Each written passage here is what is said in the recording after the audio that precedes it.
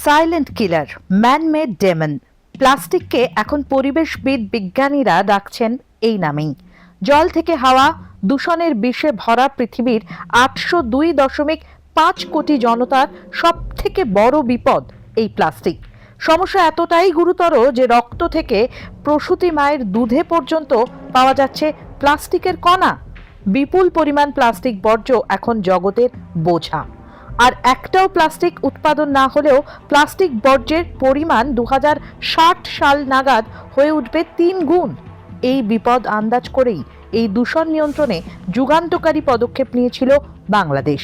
শুনলে আশ্চর্য হবেন, বাংলাদেশই বিশ্বের প্রথম দেশ যারা প্লাস্টিক ব্যান করেছিল।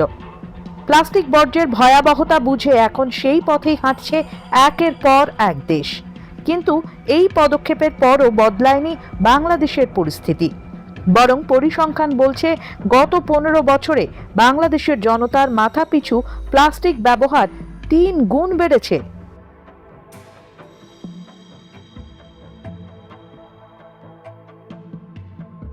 ফলো করুন এই সময় অনলাইন।